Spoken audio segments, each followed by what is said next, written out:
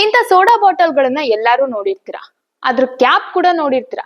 But ಯಾವತ್ತಾದ್ರೂ ಆ cap ನ ಹತ್ರದಿಂದ ಅಬ್ಸರ್ವ್ ಮಾಡಿದೀರಾ?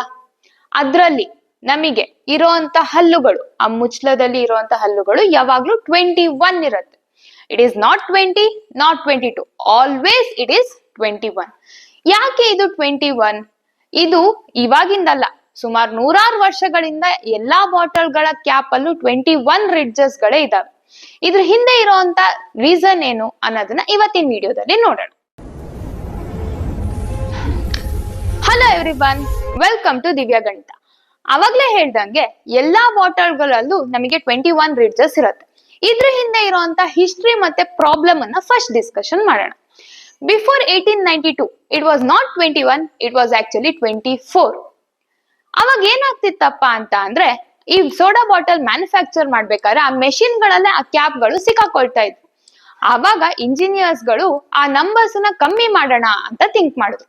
ಅವಾಗ ಅವರಿಗೆ ಸಿಕ್ಕಂತ ನಂಬರೇ 21. ಯಾಕೆ 21 ತಗೊಂಡ್ರು, ಅದಕ್ಕೆ ಹೆಂಗೆ ಸೊಲ್ಯೂಷನ್ ಫೈಂಡ್ ಮಾಡಿದ್ರು ಅನ್ನೋದಕ್ಕೆ ಮೇನ್ ಆಗಿ 2 reasons. First one is stability and the second one is gas pressure management. Stability ಅಂತ ಬಂದಾಗ ಅಲ್ಲಿ ನಾವು ಯೂಸ್ ಮಾಡುವಂತದ್ದೇ ಫಿಸಿಕ್ಸ್ ಇನ್ ಟ್ರೈಪಾಡ್ ಪ್ರಿನ್ಸಿಪಲ್. ಏನಿದು ಟ್ರೈಪಾಡ್ ಪ್ರಿನ್ಸಿಪಲ್ ಅಂತ ಅಂದ್ರೆ, ಯಾವುದೇ ಒಂದು ವಸ್ತುನ ಸ್ಟೇಬಲ್ ಆಗಿ ಹೋಲ್ಡ್ ಮಾಡ್ಬೇಕು ಅಂತ ಅಂದ್ರೆ, ಇಫ್ ವಿ ಹ್ಯಾವ್ 3 ಪಾಯಿಂಟ್ಸ್ ಮೇಲೆ ಪ್ಲೇಸ್ ಮಾಡಿದಾಗ ಅದು ಸ್ಟೇಬಲ್ ಆಗಿ ಹೋಲ್ಡ್ ಆಗುತ್ತೆ. We know that 21 is a multiple of 3, ಹಂಗಾಗಿ 21 ಅನ್ನೋ ನಂಬರ್ ಸಿಕ್ತು. ಇನ್ನು ಕಮ್ಮಿ ಮಲ್ಟಿಪಲ್ ಆಫ್ 3 ಇದಾವಲ್ವಾ, ಅದ್ಯಾಕ್ ಬಂದಿಲ್ಲ? 18, 15 ಅದೆಲ್ಲ ಯಾಕೆ ಬಂದಿಲ್ಲ ಅಂತ ಬರೋ ಅಂತ reason number 2. So the second reason is gas pressure management. Soda bottle or carbonate drinks ಗಳು ಅಂತ ಹೇಳಿದಾಗ ನಮಗೆ ಗ್ಯಾಸ್ ತುಂಬಾ ಇಂಪಾರ್ಟೆಂಟ್. ಆ ಗ್ಯಾಸ್ ಇದ್ರೆ ಮಾತ್ರ ಆ ಡ್ರಿಂಕ್ಸ್ ಗಳು ಫ್ರೆಶ್ ಆಗಿ ಇರ್ತವೆ.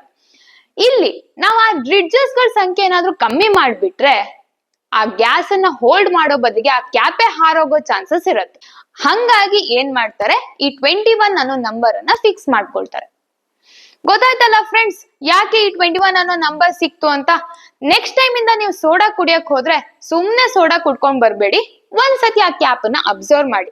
ಅದೇ ತರ ಅದ್ರ ಹಿಂದೆ ಇರುವಂತ ಮ್ಯಾಥ್ಸ್ ಮತ್ತೆ ಫಿಸಿಕ್ಸ್ ನ ಒಂದ್ಸತಿ ನೆನ್ಪು ಮಾಡ್ಕೊಳ್ಳಿ. ಈ ವಿಡಿಯೋ ನಿಮಗೆ ಇಷ್ಟ ಆಗಿದ್ರೆ ಲೈಕ್ ಮಾಡಿ, ಶೇರ್ ಮಾಡಿ. ಹಾಗೆ ಇನ್ನಷ್ಟು ಇಂಟ್ರೆಸ್ಟಿಂಗ್ ವಿಷಯಗಳಿಗಾಗಿ ನನ್ನ ಚಾನೆಲ್ ಅನ್ನ ಸಬ್ಸ್ಕ್ರೈಬ್ ಮಾಡೋದ್ ಮರಿಬೇಡಿ. Thank you.